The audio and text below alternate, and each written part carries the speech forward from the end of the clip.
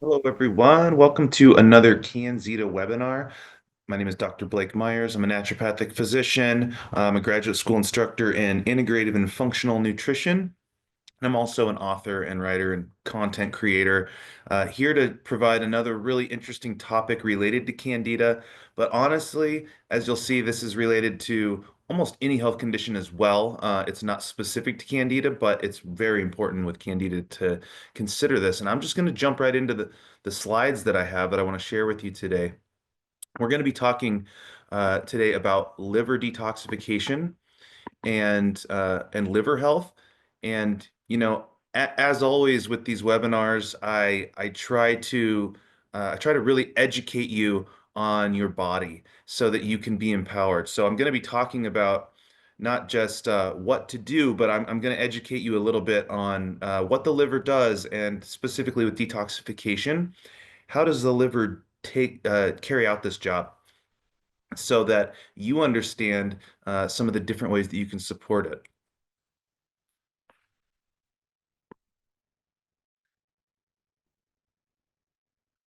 What we'll be going over today is, why is liver detoxification such a crucial piece of the healing journey when dealing with Candida? What does the liver do in the body, and how does it do it? That's kind of what I was just saying. I want to empower you with that knowledge, because then you'll be able to make dietary and supplement decisions that support you specifically how you need. And once we understand how the liver works, what's happening when the liver is sluggish or under functioning? Sometimes people in the natural medicine world will talk about like a congested liver, and it's sort of a similar thing. If you hear somebody mention that, they're sort of just meaning that the liver function is a little bit sluggish, because it's kind of overloaded usually, as we'll talk about. And then, how do we support liver detoxification naturally? Using diet, always using diet first. I'll give you a few specific things that you can focus on for liver health and detoxification, but also targeted supplementation. And I'm going to give you dosing strategies, a couple of dosing strategies that I think you'll like, that can be helpful. And this is not even comprehensive, but the liver is such a vital organ. It it's not always thought of right away as a vital organ. Like, I think usually when people think of vital organs, think of the heart, the lungs, and maybe kidneys, right? But the liver is keeping us alive all day, every day. So these are just some of the things it's doing. It creates albumin and other proteins, many other proteins that are essential in our body. But albumin's a really important protein in our blood. It does a lot of different important functions.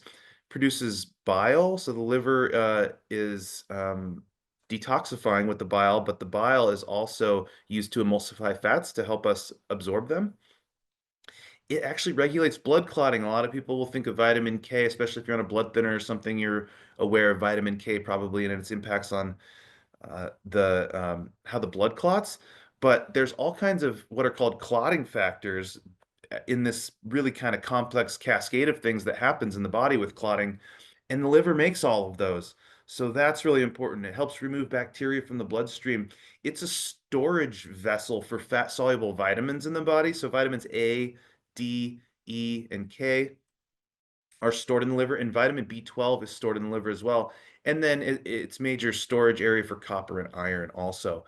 So that's an important function. It processes glucose. It will, if there's extra glucose in the body, the liver will store it as glycogen, and then it can release that as blood sugar is needed.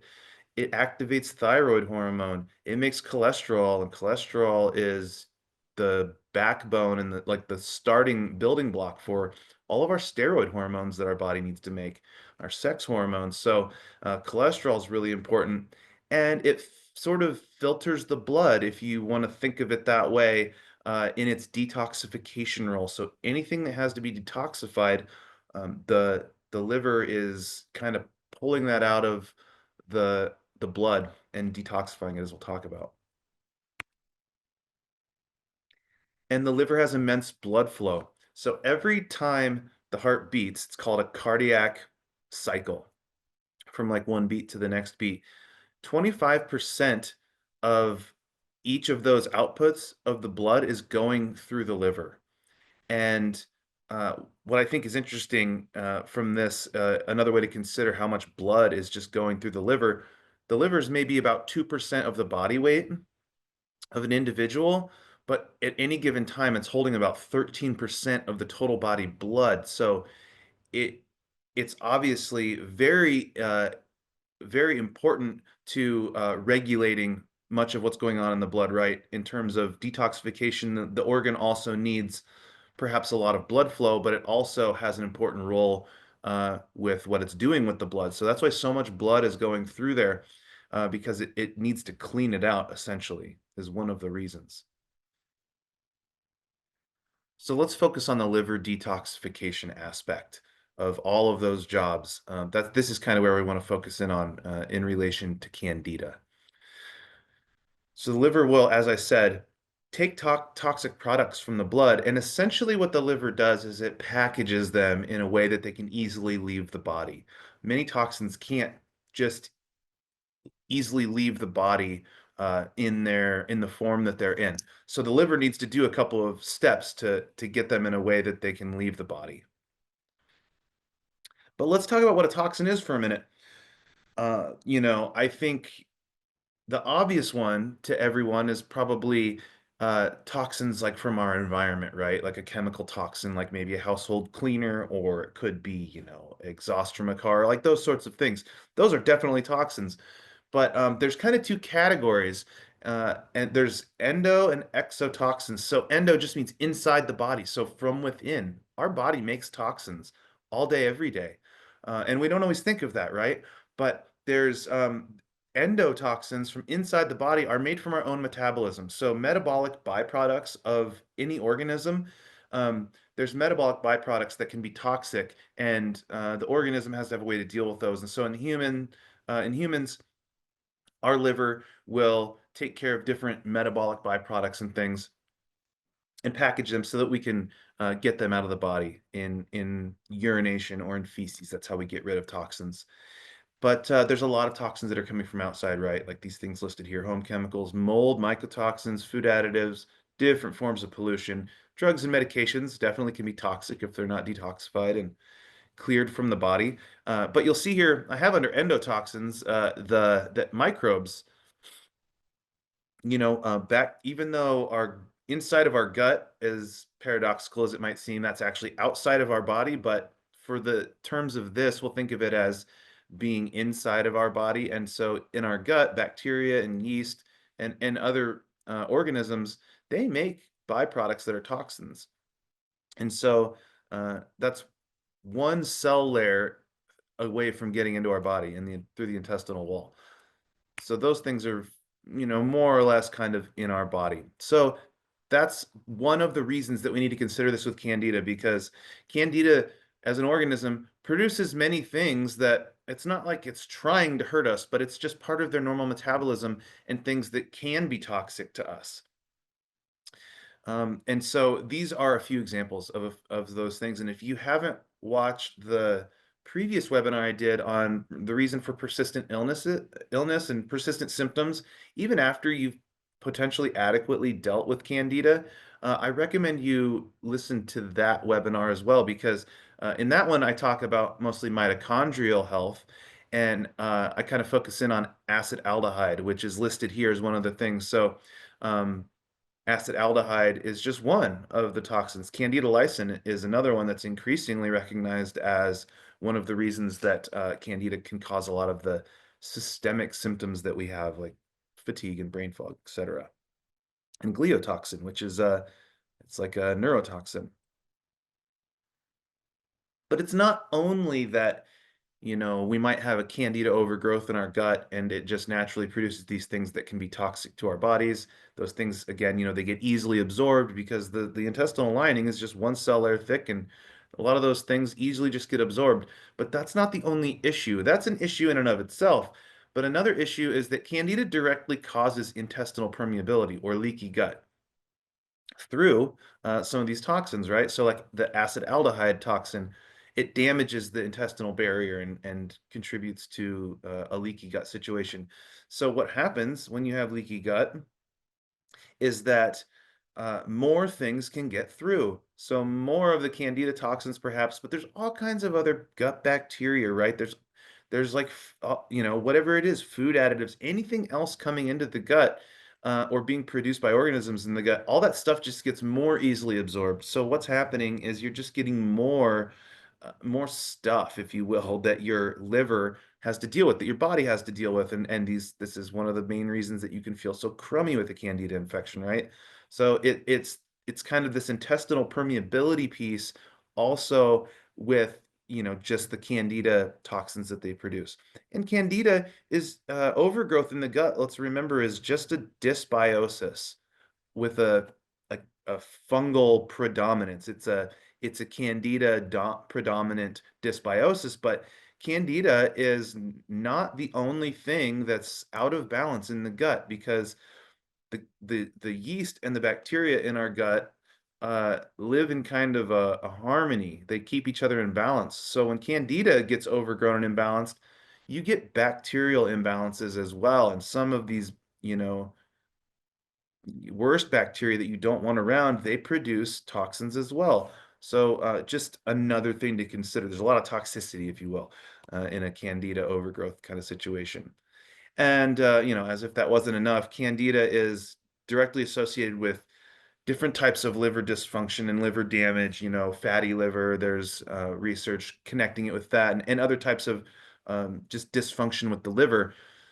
So now we've got this sort of highly toxic situation, and we've got a liver that's, potentially underfunctioning, depending on the particular situation of candida overgrowth and how long it's been there and those sorts of things.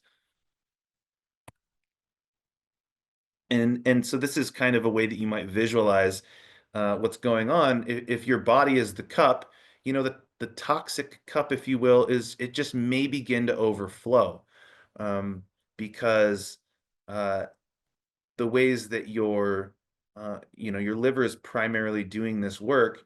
And so you can imagine there's only so much to go around, if you will, for the liver to do its job. The liver primarily uses nutrients as its way of transforming these toxins, and I'll go over this in a minute.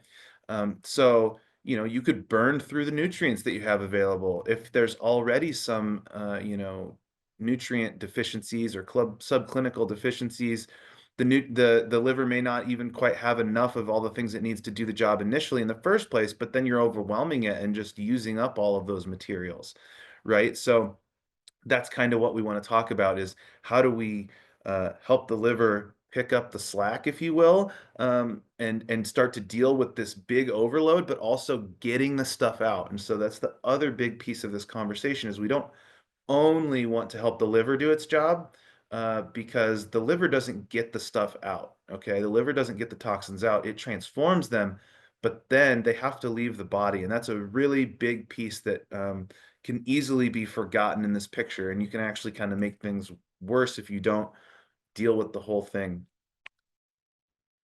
This is a model that I just want to present to you. It's just a very simple model that helps us to think about bodily toxicity in a simple way that addresses many of the components. And when I was in med school, my physiology teacher was huge on models. We spent 2 weeks learning how a toilet flushed before we even got into actual physiology, and it was kind of annoying. But the point was, like, he was teaching us, like, this, in that example, like a model of plumbing and stuff. And we were able to use that model and many other models to understand physiologic processes. And so this is one of those examples.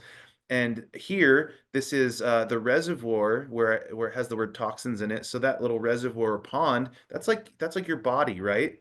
And things come into the reservoir, and then they leave out the other side, right? So this might be a pond that's fed by a stream, and then there's a stream that leaves it.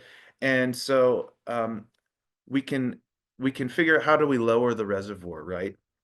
Well, we can decrease the things coming in and not change the things going out, and eventually that will lower the amount of water in the reservoir, or toxins in this case.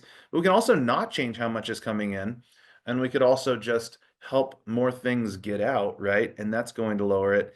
And in an ideal world, for this situation, we kind of want to decrease how much is coming in, and we want to decrease or we want to increase how much is going out, right?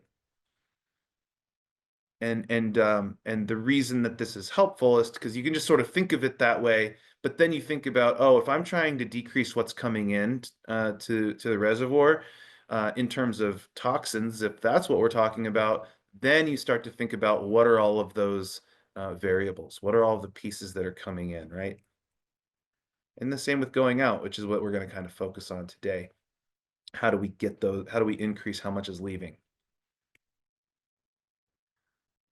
Just want to show you here where your liver is at in case you don't know. It's on the right side of your body, and I'll invite you to just uh, put your hand on your ribs on the right side. Okay, so your liver is underneath your ribs there, and if you feel the bottom of your ribs under the right side, so your liver basically goes down to the bottom of your ribs. It's not supposed to stick out past the bottom of your ribs.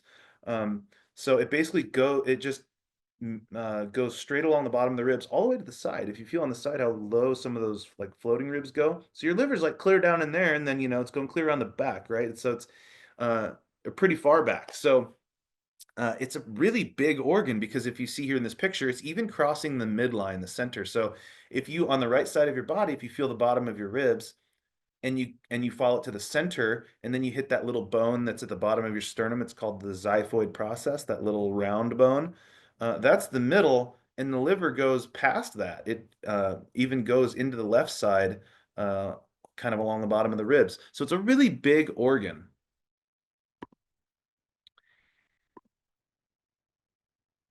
And to understand this process, kind of from that reservoir model, if you will, it's important to understand the anatomy. So, not just where the liver is at, but some of these details, which will make sense in a moment here. So, the liver, as I said, does its job of packaging toxins in a way that they can get out of the body. And it does this in two steps or phases. So there's a phase one in liver detoxification, and then there's a phase two, and uh, it uses different nutrients and approaches to deal with these phases. But by phase two, it's like the toxin and whatever it might be is packaged in a way that it should now be able to leave the body. And so there's two main ways that it's going to leave the body. Uh, After phase two, the packaged toxin will either go back into the bloodstream and it'll go through the kidneys and it'll get urinated out of the body. So most of us probably know that the kidneys are a type of filtration system as well, right? And a lot of toxins leave in the urine.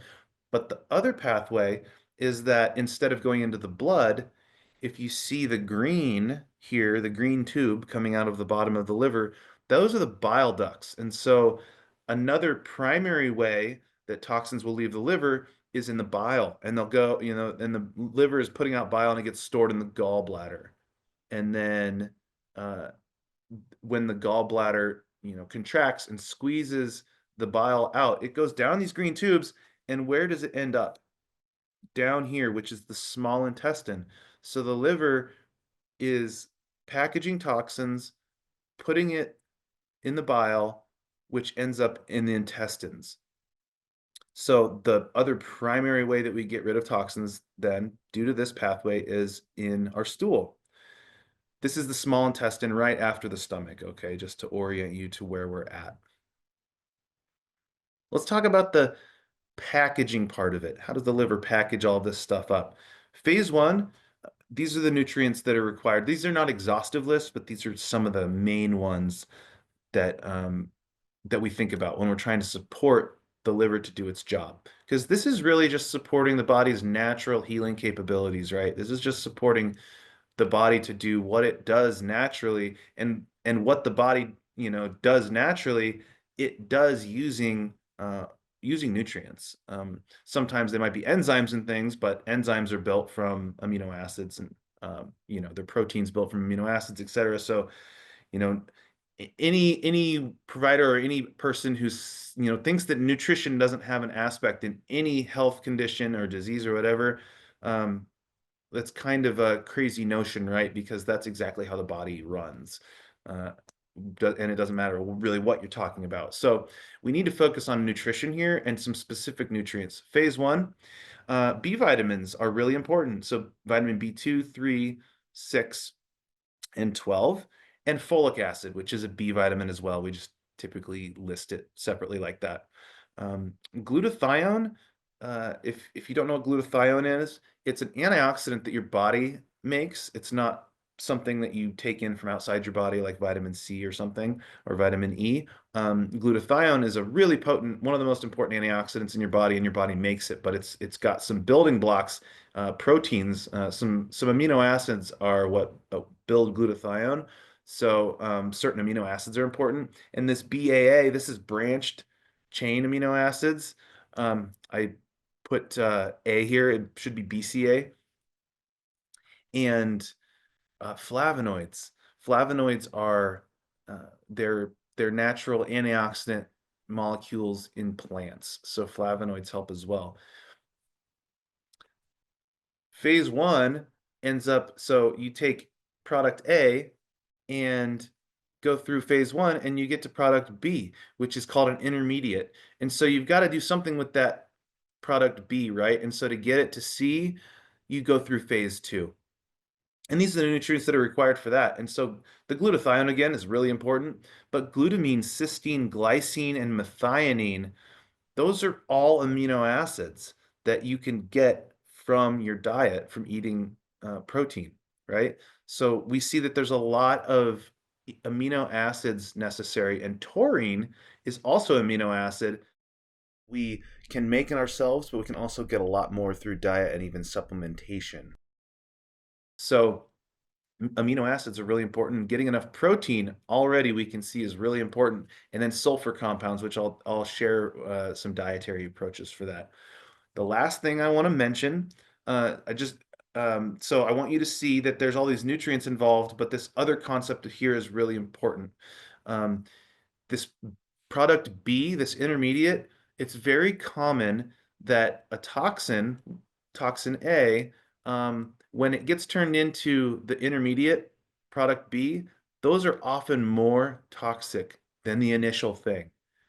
So the reason that that's very important to understand is because you need to make sure that phase two is working. So if you had to just focus on one thing, you would want to focus on phase two, because if you start, pushing, if you will, or supporting phase one, but there's a lag in phase two, you're getting a buildup of this product B, this intermediate product, and that can be really toxic. That's just like as an example to understand that. One that I commonly use in my class is in my with my graduate students is that of acetaminophen. So Tylenol is highly liver toxic. It's one of the top, if not the top reason for acute liver failure, like in the emergency room. And it's because of this idea that I was just describing. So Tylenol is like A here.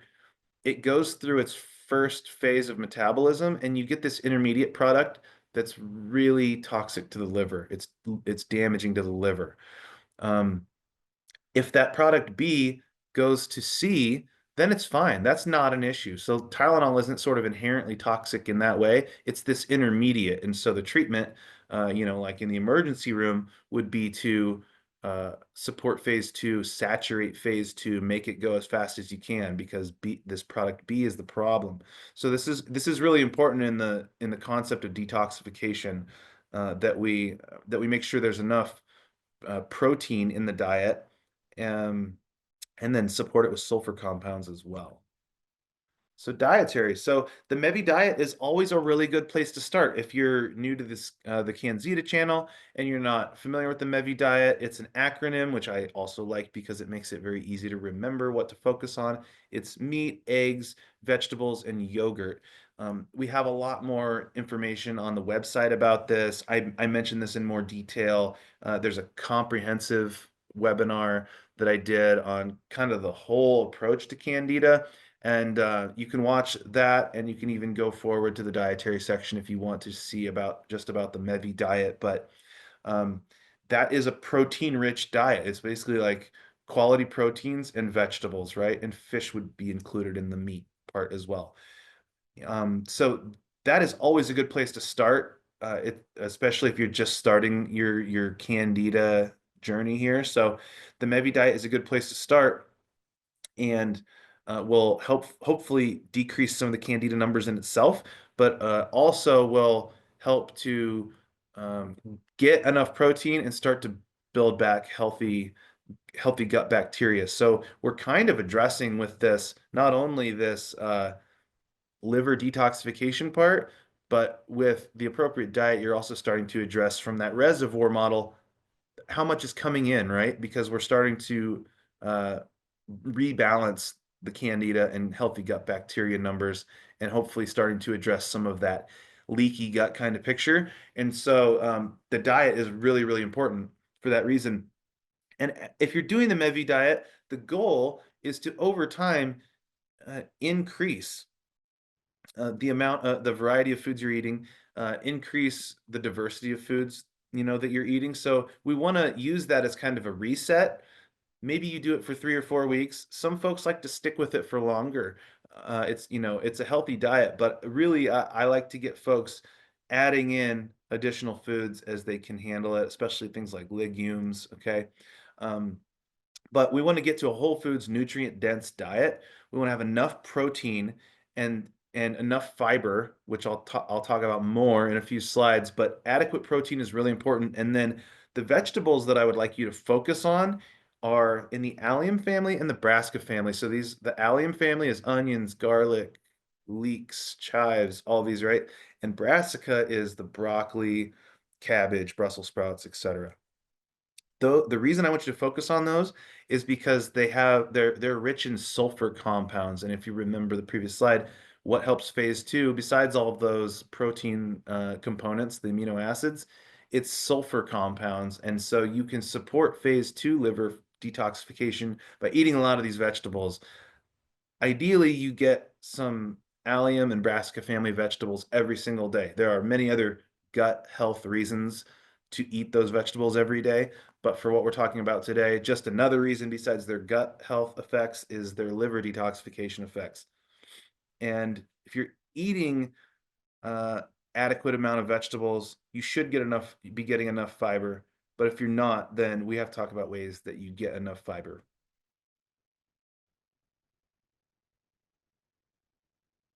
In a similar uh, mindset as what I talked about in the previous webinar about with mitochondrial function and uh, and symptoms that remain even after you've addressed Candida appropriately, is that uh, a lot of times there are uh, there are subclinical nutrient deficiencies, or the system is so stressed, like in this case there's so much for the liver to deal with, that uh, it needs a lot more nutrients than it would in a typically kind of healthy situation, right? So supplementation makes really, really good sense here, because it can be hard to get enough nutrients with a diet to overcome, nutrient deficiencies when the system's already stressed trying to use those nutrients. Diet can be hard to get enough in chronic health kind of situations. So we want to focus on diet, and ultimately that's where we want to be. But supplementation makes really good sense. And Formula Rebuild has those B vitamins uh, in really, really nice doses that I was talking about for that phase one liver detoxification. So this is really strong liver support. 1 to 3 months is where I tell people to be at with taking this multivitamin in their protocol. There are different reasons that we might switch it up to something like the recharge formula, but this is a really good way to replete a lot of different nutrient deficiencies and support phase one liver detoxification. And if you're getting enough protein, essentially, if you're getting enough protein in your diet, then this is probably enough in that situation um, to support liver detoxification. But again, you got to get enough vegetables to get enough fiber, because fiber is the way that your body gets the toxins out that go into your intestines from the liver.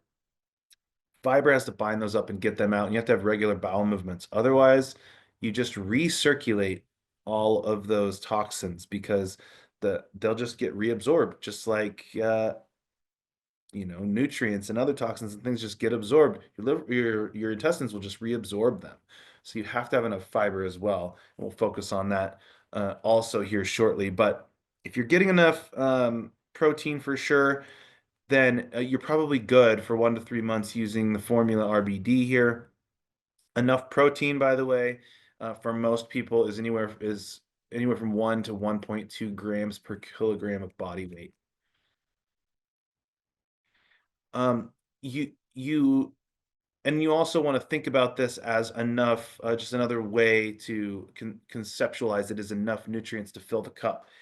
And so typically what I will do in the situation of enough protein in the diet would focus on the formula RBD, right? The multivitamin for 1 to 3 months. But when we were done with that, I would move to this recharge formula because it's still got these B vitamins that are necessary for that phase 1 liver detoxification. They're a little bit lower dose here, as you'll see, and that's because this is a little bit more of like a maintenance formula typically in terms of the B vitamins. But if you see down here, the circle at the bottom, uh, these are some of those amino acids that are required for phase 2 liver detox. So that really important part of the process of getting them out, packaged, and ready to leave the body. There's a good amount of glutamine, glycine, and taurine. I love taurine so much. It's one of my favorite nutrients. Um, in this formula, there's good doses to be able to provide really healthy liver support. The Larix, Laricina heartwood extract that's in between those, that's separate. That's prebiotic. It just happens to be listed in between those. But what I would consider with this is if you're not getting enough protein in your diet, you might want to bring the recharge in earlier. And these are the dosing strategies that I want to share with you. Option one is kind of typically how I would go and what I described. After a few months with 2 tablets a day, which is the serving size of the formula RBD, I would go to 1 serving a day of the recharge just to provide, it's kind of like helping to finish clean up the system, if you will. And sometimes you're still, if you've had a Candida uh, overgrowth issue for a long time, you're going to be doing the formula remove and you're going to be going at it for more than 3 months. So the formula RBD is kind of, let's saturate the system with a lot of these nutrients to make sure that there's enough there if there are any nutrient deficiencies. And then we come in with the recharge as like, let's continue to clean up the system and really support the liver as well. In in addition to many other things that recharge formula does. So that's how I normally would do it. But option two, if you can't eat enough protein for some reason, if you're having a hard time getting enough protein, if you don't digest protein very well, say you've got low pancreatic function, or maybe you've got low stomach acid, these sorts of things, I definitely would consider doing option two here. Also, if you just have a high toxic burden, so what does that mean? If you are exposed to many toxins outside of your body and you don't really have control of those to decrease them. So say you work in a job where you're around a lot of toxins. Maybe you live in a polluted area, like maybe you live in a city and there's a lot of exhaust or whatever it might be. If you kind of know that you're around a lot of external or exogenous toxins, and so you've got a lot of toxin exposure beyond the candida issues, I would consider option two here. And so instead of 2 tablets a day of the formula RBD, I would say take one a day and right away start the recharge formula. So this would be like immediately in the candida journey. I would say use both of these supplements, but so that you don't get too many of certain nutrients because there's some overlap, I would say instead of two, take 1 tablet of the formula RBD and take 1 serving of recharge a day. So that will still give you plenty of those B vitamins and the magnesium and the other nutrients there, but it's going to give you those amino acids from the recharge formula that you really need to build enough glutathione and to also um, help the liver do the other jobs of packaging up toxins. So hopefully that is making sense. This slide is here if you need to just look at it for a minute, pause and look at it. And there's also a summary slide. And also a time to consider option two. And I talk about this in some other webinars also, but again, considering here, if you're having a hard time starting with the formula remove, which is the cleansing formula, right, for the Candida, some folks have a hard time starting with that because of various reasons. Maybe they're just feeling really ill with it or die off types of reactions and things. So you might consider waiting like a month before you start the formula remove. You might go to option two and build up your nutrient status and help your liver like really start to do its job well, right? Do this liver detox support stuff and nutrient repletion before you start the rest of the protocol. And I want to just talk about the fiber here for a minute again. With these two things, remember, and the way that I've described using them, you are helping the liver to be like a powerhouse, right? And put all this stuff out into the bile, into the intestines. And as I've already mentioned, the last thing you want is to help the liver to do its job really well, and then that stuff doesn't actually leave the body. There's this process. It's called enterohepatic recirculation. So entero just means the gut. Hepatic means the liver. There's literally just this recirculation. The liver detoxes stuff, goes into the intestines, it gets reabsorbed, goes back to the liver, goes back through the bile to the intestines, gets reabsorbed, right? It's just this cycle. And if that just keeps happening, there's not decreased toxins really coming in. You start to just really, really fill up the cup, right? Really, really fill up the reservoir. So it's got to get out. And the way that it gets out when it goes in the intestines is through the feces. And fiber is how we regulate bowel movements. And fiber also binds up bile and toxins from so that all that stuff isn't reabsorbed. Some folks have to increase their fiber intake relatively slowly. If you're not eating a lot of fiber already, I would try to kind of measure it out and start by increasing like 5 grams a day of fiber, and go for a few days or a week. Just kind of judge how do you feel with that much fiber. Some folks can increase a lot right away, and some folks can't, and that's fine. Just figure out where you're at with that, but work up towards at least 20 grams of fiber a day. But I try to get folks to this 30 to 50 grams a day of fiber, and that is not easy. I'll say 50 grams of fiber is a lot, and it's not easy to do consistently with the diet. But if you can get to 30 grams of fiber a day, you're doing real well. And having regular bowel movements, right? We don't want to just have fiber in there, but we're still, having only one bowel movement a day would be ideal to have 2 or 3 bowel movements a day. If you're constipated and you're only having a bowel movement like every other day or something, you have to deal with that and do something about that before you start pushing the liver. You do not want to start pushing liver function if that stuff isn't getting out. So I would focus on this. Sometimes folks call the getting out of the toxins phase 3 of detoxification. So I would focus on this phase 3 if you are not getting enough fiber, not having regular bowel movements.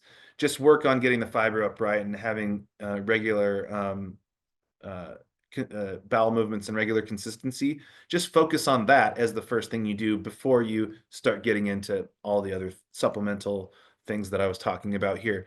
You can also take a burden off of the liver. Sweat is an amazing way to do that. Sweating, you can sweat out foreign antigens, so things from microbes that are like infectious agents. You can sweat those things out. You can sweat out heavy metals. You can sweat out nearly any toxins, really. So sweating is amazing, and that's another way that your liver doesn't even have to do so much with it if you sweat regularly, and you can just get stuff out that way. So sweating is a really great way to add something that's integrative into what I'm talking about here. 20 minutes 3 times a week is great. The sauna is the easiest way to do that. I've also had folks, that don't have a sauna or access to it, take a hot bath 3 times a week, pretty hot, and you can sweat in the bath, right? Um, it's really worth it to get a sweating protocol going. Of course, exercise and sweating through exercise is probably the ideal way to do it. So take your pick. And hydration, we most of us don't drink enough fluids in the day. There's no exact amount of fluids that we all should drink, but anywhere from 1 to 1.5 ounces per kilogram of body weight is probably a reasonable place to be. So 150-pound person would be in kilograms, that would be, let's see here, I'm gonna do math in my head, around 75 kilograms. And so yeah, they're drinking maybe 75 ounces of water a day or a bit more, right? So those are foundational things that are just really important to remember in this process.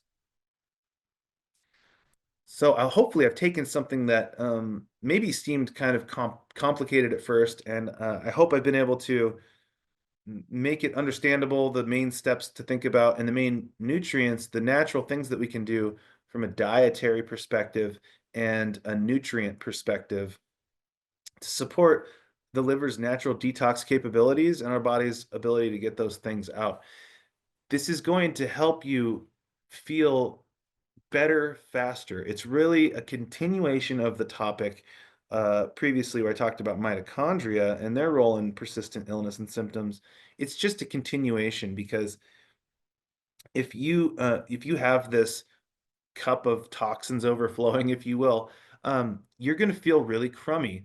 And even after candida is dealt with, you could still be dealing with um, many symptoms of like brain fog and fatigue, for example, and maybe the skin issues, etc. And that can all be because your liver is still just struggling to keep up with the job, right? It got a hit, if you will, for potentially a long time, depending on how long candida was there.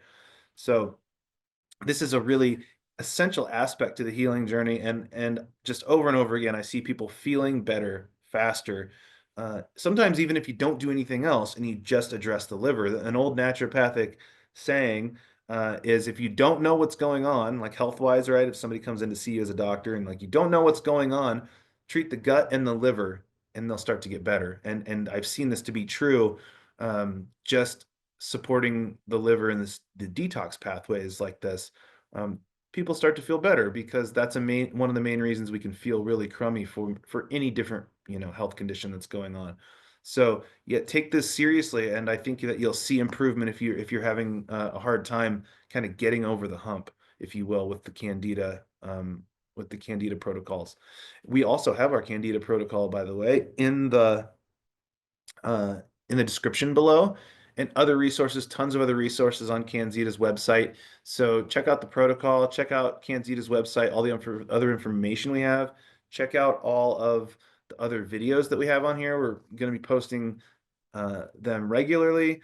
And so just look at all the other resources that we have out here for you.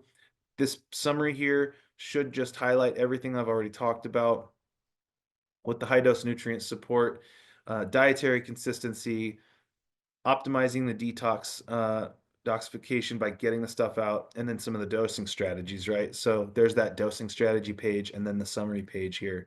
You can always reach out to us at CanXida if you have any questions. You can leave a comment. If you're not subscribed, please subscribe to the channel. Put lots of interesting information out here. And here's the CanXida website. It's just canxida.com. Thanks for watching and hanging out. And I hope you are all well, and reach out if you have any questions. All right, take care, everybody.